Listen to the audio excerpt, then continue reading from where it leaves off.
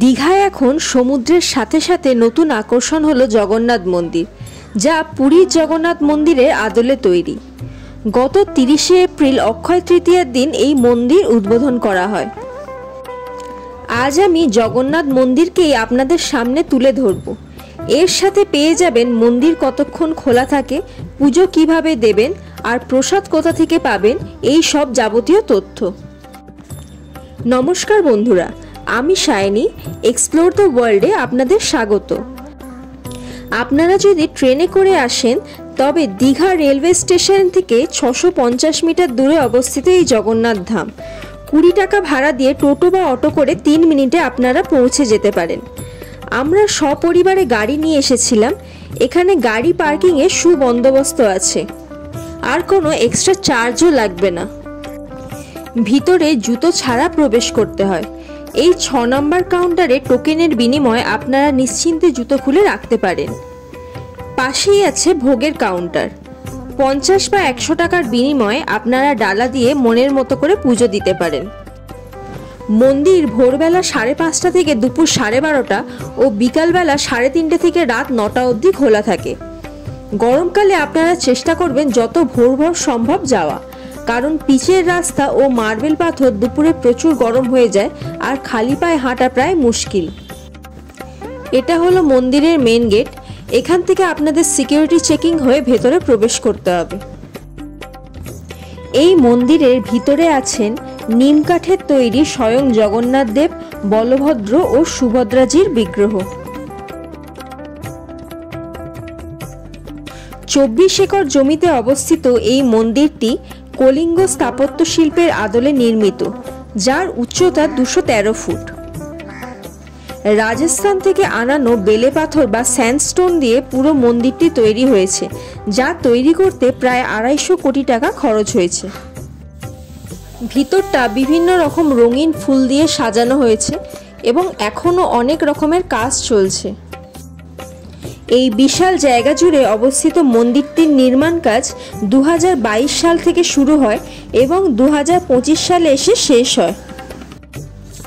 মন্দিরটির 3টি মুখ্য দ্বার অতিক্রম করে আছে গর্ভগৃহ। এটি হলো প্রথম দ্বার। প্রথম দ্বারের মাথার উপর পুরীর মতো এখানেও একটি সুদর্শন চক্র আছে। দুধারে আছে 2টি বড় বড় সিংহের মূর্তি, আর ভিতরের বিশাল জায়গায় আছে পুরীর আদলে তৈরি জগন্নাথ দেবের মূর্তি। এই মন্দিরে এখন প্রচুর ভিড় হচ্ছে।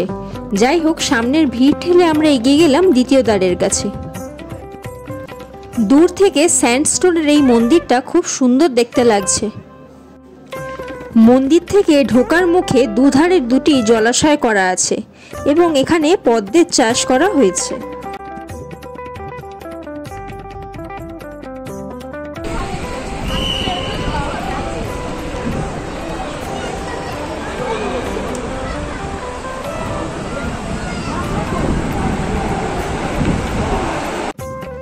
দ্বিতীয় দ্বারটিও প্রথম দ্বারের আদলে তৈরি এবং ভিতরে বিষ্ণুদেবের শায়িত অবস্থায় একটি মূর্তি রাখা আছে।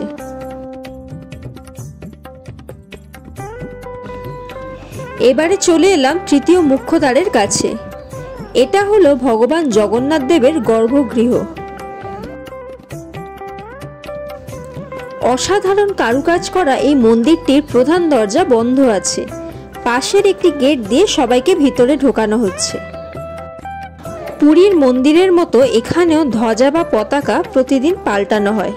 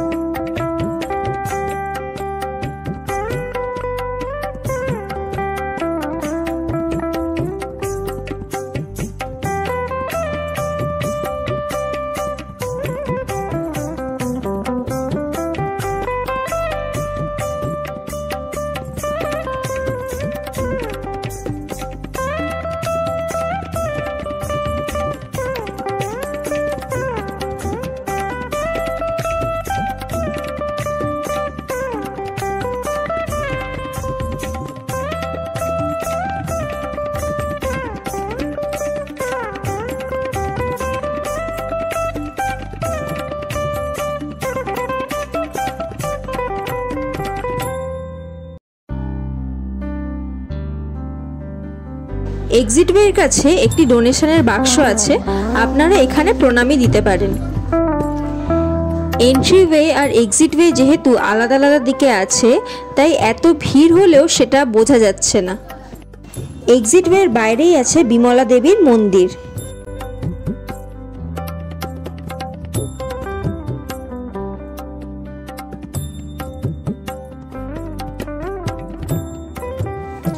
গেট থেকে বেরোনোর মুখে সন্দেশ বা খাজা বিভিন্ন রকম প্রসাদ বিতরণ করা হচ্ছে। পুরী যেতে গেলে অনেক দিনের অনেক টাকার বাজেট লাগে, কিন্তু এখানে অল্প সময়ের মধ্যে এবং অল্প টাকার মধ্যেই আপনারা ঘুরে যেতে পারেন। আপনাদের এখানে আসলে খুবই ভালো লাগবে, কিন্তু চেষ্টা করবেন বিকেলের দিকে আসার, তাহলে লাইটিংয়ের সাথে আরও ভালো ভিউ পাওয়া যাবে। এই ছিল আমার আজকের ভিডিও। ভালো লেগে থাকলে আমার চ্যানেলটি একটি লাইক ও সাবস্ক্রাইব করে দেবেন। আজ আসি, টাটা।